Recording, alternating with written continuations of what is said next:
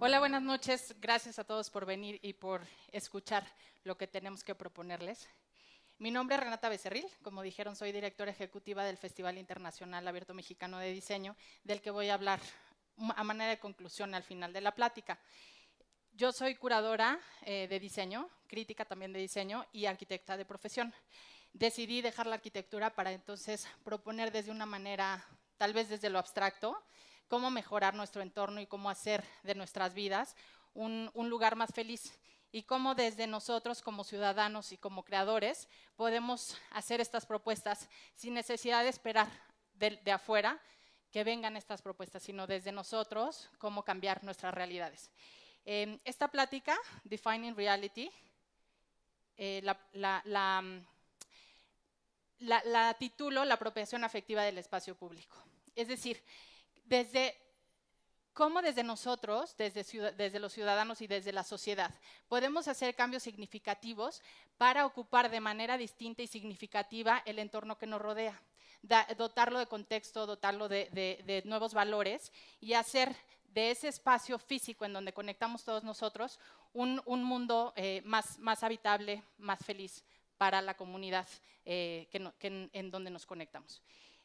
Voy a dividir esta plática en 4 secciones. La primera voy a hablar desde la parte de la utopía, desde unas utopías un poco fatalistas, pero no nos asustemos. Luego voy a hablar desde unas utopías más realistas y después voy a hablar de 2 soluciones, unas soluciones históricas que han permitido visualizar un futuro más deseable y después unas soluciones más contemporáneas en donde podemos encontrar algunos ejemplos de lo que proponen algunos creadores, algunos entes de gobierno, de cómo podemos apropiarnos efectivamente del espacio que nos circunda. Quisiera empezar con una frase que desde aquí parte un poco esta visualización, y es una frase de un pensador y filósofo francés, Michel Foucault, y lo cito a él porque mucho de lo que voy a estar hablando se relaciona con este pensamiento francés, esta ideología francesa, y Michel Foucault en uno de sus libros que se llama Of Other Spaces, o Utopías y Heterotopías, menciona que la época presente tal vez será, sobre todo, la época del espacio. Este espacio en donde se conecta no solo de manera física, pero también de manera virtual nuestra sociedad. ¿Cuáles son estas utopías fatalistas? Bueno, primero, quisiera hablar de un personaje, un arquitecto de la Universidad de Berkeley, que tiene varios libros, entre ellos un libro que se llama A Pattern Language, en donde menciona, se llama Christopher Alexander, donde menciona que nuestra realidad física es mucho más deseable cuando está construida desde la sociedad, no desde lo que esperamos que los arquitectos o los urbanistas construyan, sino desde la manera en que nosotros utilizamos el espacio. Por ejemplo, estas imágenes que son muy clásicas de la vida neoyorquina, en donde vemos estos edificios con las escalinatas siempre afuera de estos edificios altos o bajos, las personas cómo viven su contexto de manera muy puntual y muy local, y esto permea a la ciudad y hace la ciudad un poco más habitable. Entonces, esto es lo que presenta Christopher Alexander, es decir, cómo desde la sociedad podemos apropiarnos y dar significado, nuevos valores al espacio. Sin embargo, ha habido pensadores que vislumbran una catástrofe. Guy Debord, otro pensador francés de los 60, en su libro seminal The Society of Spectacle, decía que nuestra realidad está mediada por imágenes, y es así como lo vivimos ahora, casi 70 años después, nos damos cuenta que en realidad sí, las redes sociales se han apoderado de la manera en que nos conectamos. Hay otro pensador que también en los 60, un americano llamado Rainer Banham, escribe un libro que se llama Theory and Design in the First Machine Age, y él presenta cuál es la historia de la primera, la segunda y la tercera era de la máquina, y vislumbra una cuarta era de la máquina en donde dice, ok, ya nos apropiamos de la tecnología, pero ahora la tecnología se está apropiando de nosotros y está volviéndonos un mecanismo de esta tecnología, ¿no? Es casi un futuro fatalista pensar en esto. Hay ejemplos de cómo interactuamos ya virtualmente con las personas. Ya no usamos el espacio público para vivir y convivir. Hay datos que arrojan que en nuestras vidas modernas vamos a pasar 5.5 años conectados a redes sociales.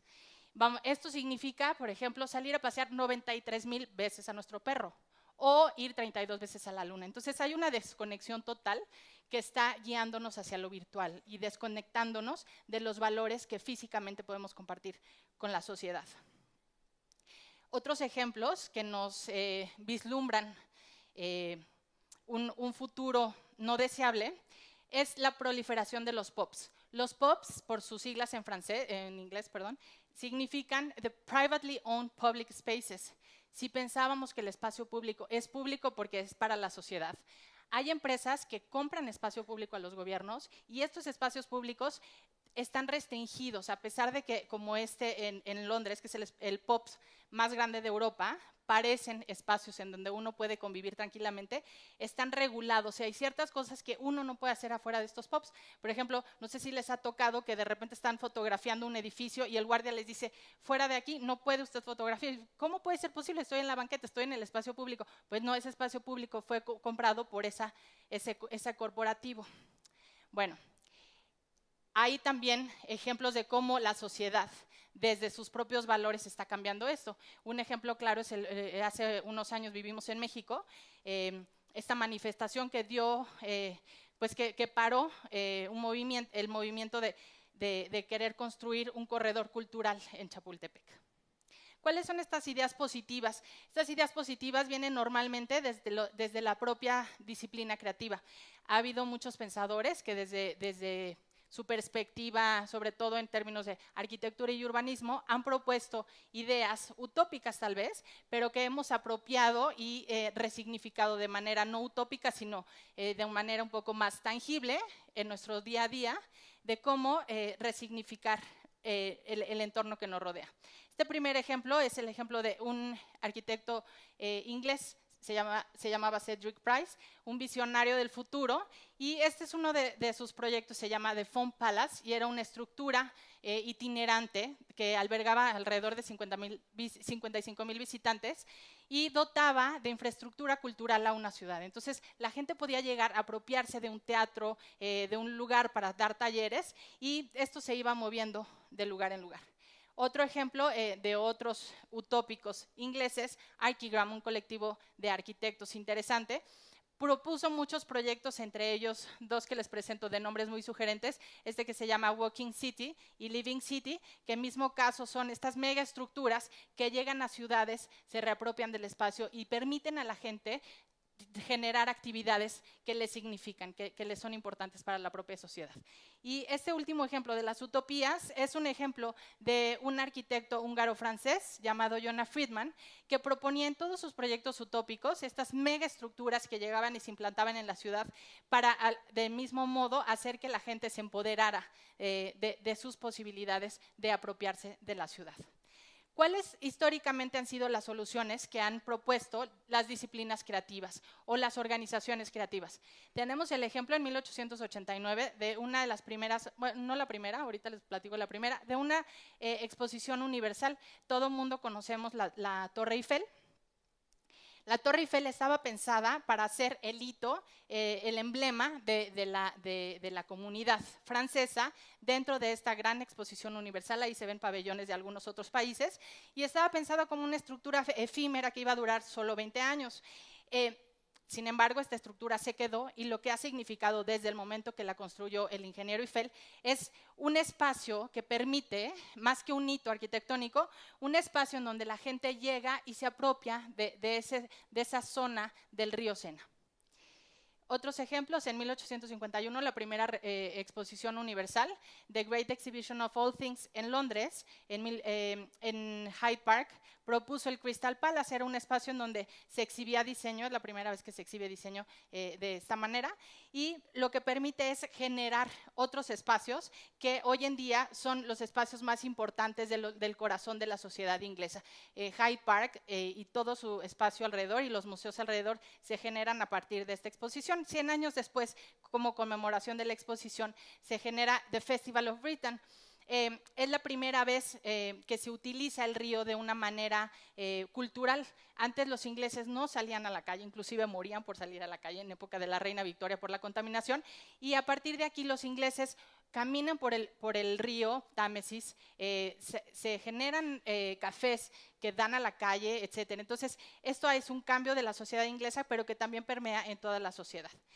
Actualmente, ¿qué soluciones encontramos? ¿Qué vemos que hacen los pensadores y los críticos? Tenemos el ejemplo de Richard Rogers, un arquitecto inglés también, que muy visionariamente definió que si no es desde el propio gobierno que genera políticas públicas, es difícil que como sociedad permanezcan estos momentos, que no se vuelvan nada más momentos, sino que se vuelvan realidades contundentes y que permanezcan en el futuro. Richard Rogers, con el Mayor of London de ese entonces, Ken Livingstone, generó varias organizaciones dentro del gobierno que permitieron crear proyectos como 100 Public Spaces, que permitían que creadores se unieran con sociedad y promovieran la creación de nuevos espacios públicos. En México, ¿cuáles son algunos de los ejemplos? En específico, quiero hablarles del festival que dirijo, que es el Abierto Mexicano de Diseño, que sucede una vez al año en el Centro Histórico en octubre, y que su misión fundamental es acercar el diseño a la sociedad. La razón por la que lo hacemos es, en la medida que conozcamos mejor nuestro entorno físico, nuestra cultura material y visual, podemos responder mucho mejor a ella. El festival se apropia de recintos culturales de gran riqueza para meter las creaciones de diseñadores contemporáneos mexicanos y extranjeros, pero también y sobre todo se apropia del espacio público de la Ciudad de México, que es el corazón de la ciudad, del centro histórico. Esta es una instalación del diseñador lumínico más importante a nivel internacional, Moritz Waldemeier.